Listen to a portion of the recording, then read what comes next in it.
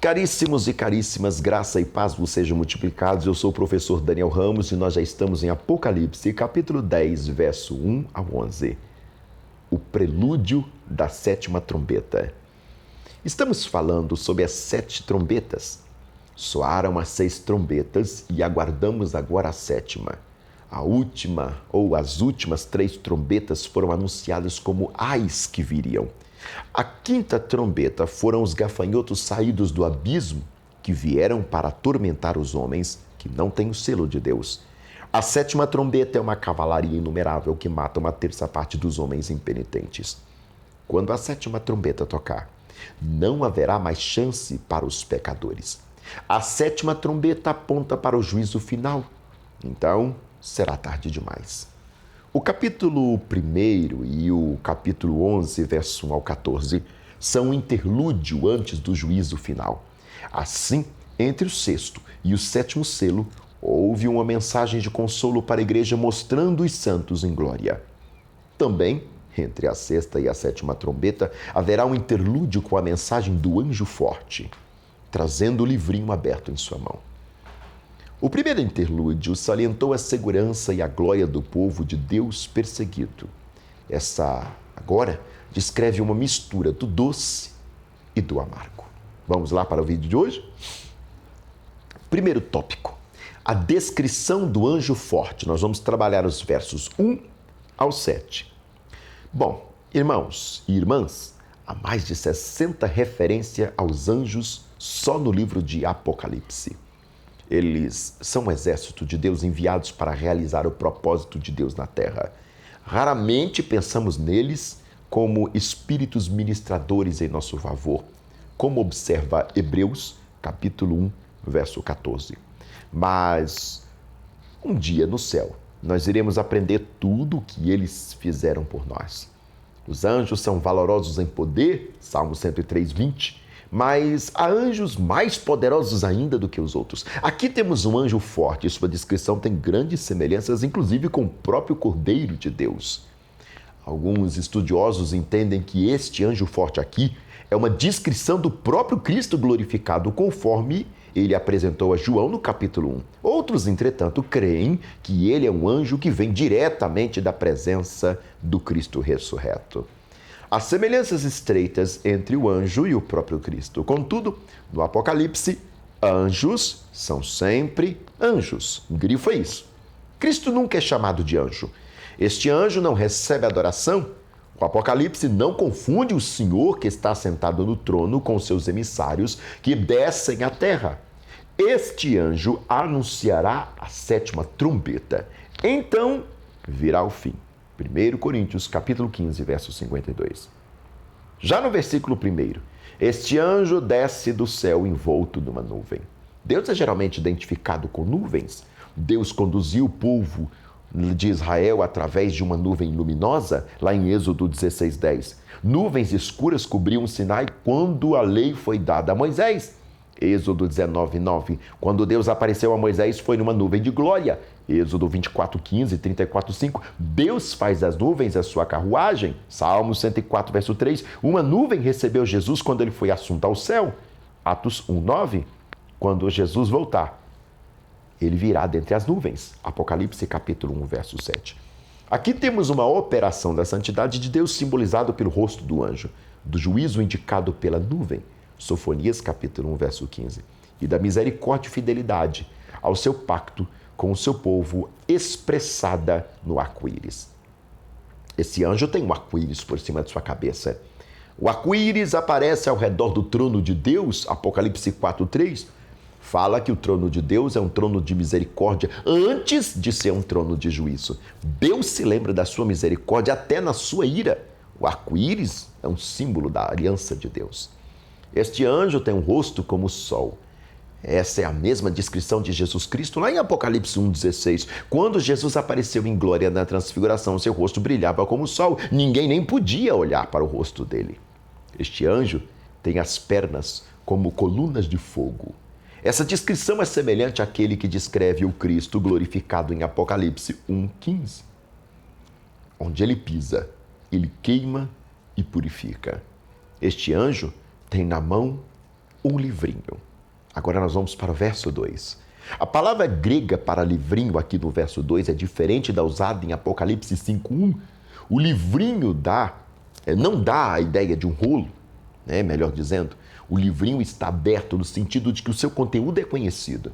O rolo de Apocalipse 5:1 contém a revelação do propósito da redenção e da justiça de Deus executada na história humana, mas o livrinho pequeno deve contar uma parte deste propósito divino.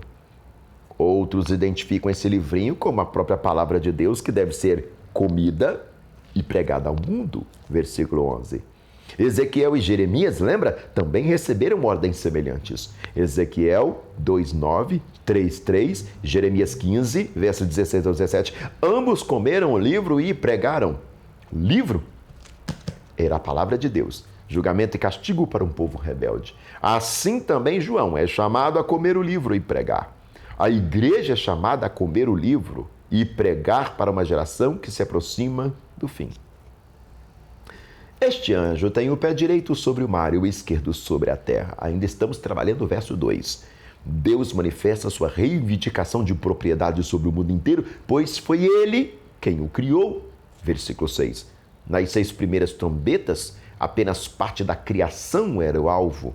Agora está em jogo toda a criação. Isso descreve que ele exerce poder em todo o mundo e sua palavra é para o mundo inteiro.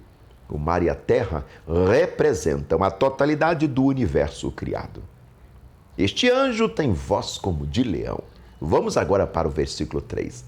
A voz do leão é a voz do juiz que se aproxima, a plenitude do juízo que se aproxima.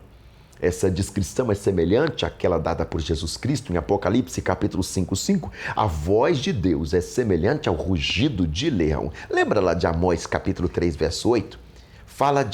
O Antigo Testamento comumente fala de anjo do Senhor como referência a Cristo. Êxodo 3:2, Juízes 2:4, capítulo 6, verso 11 ao 12, 2 Samuel 24:16, mas isso era uma temporária manifestação do propósito especial e não uma necessária permanente encarnação. O leão é o rei dos animais. Quando ele ruge, não tem animal que pie. Todos se silenciam. Quando Cristo bradar, todos vão ouvir a sua voz. Quando Cristo bradar os 7 trovões, todos os trovões, a artilharia do céu estará pronta para agir. Este anjo, ao falar, ouve-se 7 trovões. Vamos agora para o 3 e o 4. Não nos é informado porque João agora não pode escrever sobre o conteúdo dos 7 trovões. Esses trovões são semelhantes à voz poderosa de Deus, que é como o trovão. Salmo 29, verso 3. Esse número precisaria ser 7. Visto que há em torno do trono 7 espíritos, 7 tochas, 7 chifres, 7 olhos. Esses trovões estão dirigidos aos inimigos de Deus. O contexto pode nos ajudar a entender porque a palavra trovões aparece em Apocalipse é para falar de um aviso de iminente manifestação da ira de Deus. Dá uma conferida no Apocalipse 8, verso 5, capítulo 11, 19 e o capítulo 16, verso 18, se não me engano. O juízo está se aproximando, mas João não tem autorização para falar sobre o seu conteúdo.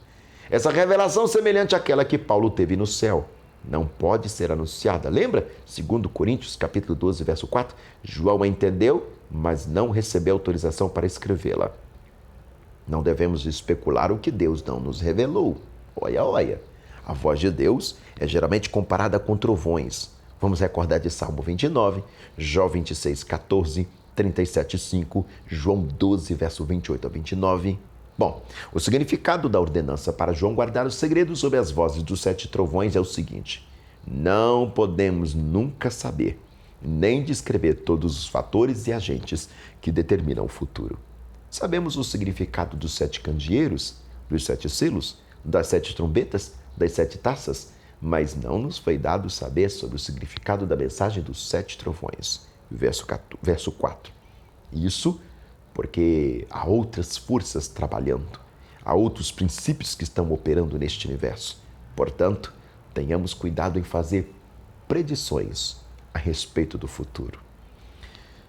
O anjo está anunciando que não haverá mais tempo antes que o fim venha. O fim não será mais adiado. Está na hora de responder às orações dos santos. O propósito divino está alcançado plenamente.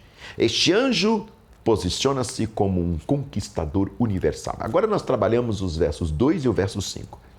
A postura do anjo é a de um conquistador tomando posse do seu território. Ele reivindica o mundo inteiro.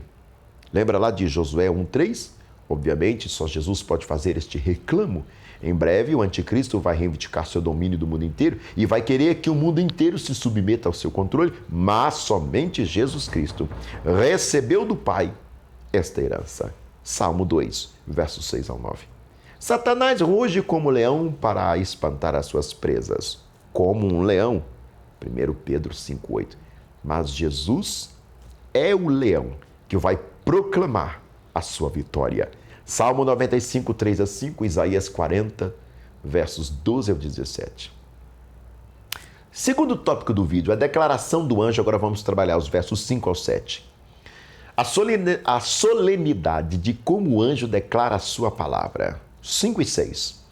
Essa declaração enche-nos de espanto, mas somente por causa do que diz, mas também pela forma como é dito. Esta é uma cena solene. O anjo levanta sua mão direita ao céu e faz um juramento. Mas, se esse anjo é Jesus, como faz um juramento em nome de Deus? Deus colocou-se sobre juramento quando fez seu pacto com Abraão, Hebreus 6, 13 ao 20, mas também jurou por si mesmo quando prometeu a Davi que o Cristo viria de sua família, Atos 2, 29 e 30. O juramento é feito ao Deus Criador. Observe o verso 6. O conteúdo do juramento é que já não haverá mais demora para a chegada do juízo. Agora vamos para o verso 6. Vários julgamentos já tinham vindo sobre a terra, o mar, os rios, os astros, os homens, mas mais julgamento ainda estavam por vir. Por que a demora? Por que Deus parece demorar? Deus tem adiado o seu julgamento para que os pecadores perdidos tenham tempo para se arrependerem. Lembre de 2 Pedro, capítulo 3, do 1 ao 9. Este foi o propósito da sétima, ou da sexta, melhor dizendo, trombeta. Apocalipse, capítulo 9, 20 e 21. Mas agora, Deus irá acelerar o seu julgamento e realizará o seu propósito. Os santos martirizados estavam clamando por justiça e questionando a demora de Deus. Apocalipse capítulo 6, versos 10 a 11. Os propósitos dos ímpios escarnecerão de Deus e da sua palavra em virtude da demora de Deus em seu julgamento. 2 Pedro 3, 4. Mas agora não haverá mais prazo nem tempo, mais demora para o arrependimento e conversão não haverá. O juízo está chegando. No confronto de Deus com seus inimigos, a vitória de Deus será esmagadora. A vitória avançada para o inevitável triunfo de Deus. E ainda que pareça que o mal esteja florescendo, não é possível que no fim ele triunfe. A palavra, abre aspas, não haverá mais demora, cronos, significa também que a paciência de Deus tem limite. O soar das 6 trombetas representam todas as oportunidades que Deus dá ao homem para que se arrependa. Mas aqui o caso é diferente. O homem chegou num ponto de tal insensibilidade e endurecimento que não haverá mais possibilidade de arrependimento. E aí que o anjo jura que não haverá mais demora para a 7ª trombeta. Quando a 7ª trombeta tocar, haverá desvendamento total do mistério de Deus. Agora a gente vai para o verso 7. O mistério de Deus aqui tem a ver com o velho problema do mal no mundo. Por que o mal natural e o mal moral existe ainda no mundo? Por que Deus não faz alguma coisa sobre isso? É óbvio que sabemos que Deus fez, sim, algo sobre isso no Calvário e que Jesus se fez pecado por nós e experimentou em sua carne a ira de Deus pelo mundo pecador. Nós sabemos que Deus está permitindo o mal aumentar até o mundo ficar maduro para o juízo. Segundo Tessalonicenses 2, verso 7, versículos a seguir. Apocalipse 14, verso 14 ao 20. Desde que Deus já pagou o preço pelo pecado, ele é livre para adiar o julgamento. Mas esse adiamento está chegando ao fim. Quando o anjo tocar a 7ª trombeta, o juízo virá. Apocalipse capítulo 11, versos 15 a 19. Então será o tempo de consumação da ira de Deus. Apocalipse capítulo 15, verso 1. O verso 7 não diz o momento em que vai soar a trombeta, mas nos dias da voz do sétimo anjo. A ideia é clara. A sétima trombeta não será tocada só por um instante, mas simboliza um período de tempo. A sétima trombeta inclui os 7 taças, os 7 flagelos, do capítulo 16, do 1 ao 20, que levam diretamente ao julgamento final. Logo, o povo de Deus receberá sua gloriosa herança final, em plena salvação, conforme a promessa anunciada aos seus servos, os profetas. Terceiro tópico deste vídeo glorioso, a ordem do anjo. Vamos trabalhar aqui os versículos 8 até o 11. João recebe a ordem para comer o livrinho. Verso 8 ao 9. Esse episódio revela a necessidade de assimilarmos a palavra de Deus e fazê-la parte da nossa vida interior. Não era suficiente para João ver o livrinho ou mesmo conhecer o livrinho. Ele precisava comê-lo. Quem não come o livro não pode pregar o livro. O profeta não pode ser um autômato. A palavra de Deus é sua alegria, o seu prazer. É preciso interiorizar a mensagem, assimilá-la. A mensagem de Deus tem que se encarnar em nós. A palavra de Deus é comparada à comida. Ela é como pão, Mateus 4:4, leite, 1 Pedro 2:2, carne, 1 Coríntios 3, 1 a 2, mel, Salmo 119, verso 103. Jeremias e Ezequiel receberam a ordem de comer a palavra antes de pregá-la aos outros. Jeremias 15, verso 16, Ezequiel 2, 9 ao 3, até o 3, verso 4.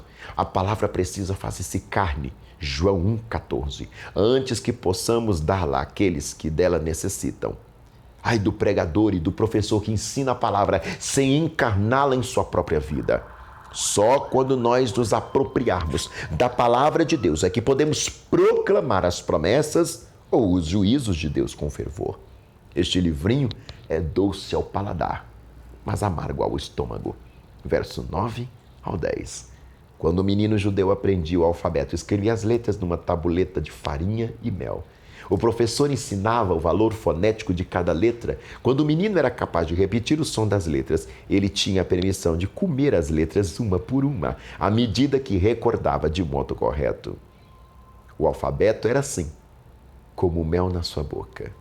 A palavra de Deus é doce como mel. Não existe mais nada tão doce no mundo do que o Evangelho de Jesus Cristo. Mas logo que alguém se torna um cristão, começam os problemas. Vem o sofrimento, a perseguição, que aqui nós vamos chamar de 7 selos. Quem quiser viver piedosamente em Cristo será perseguido. Não deem ouvidos àqueles que dizem que os problemas acabam quando você é convertido. Mentira!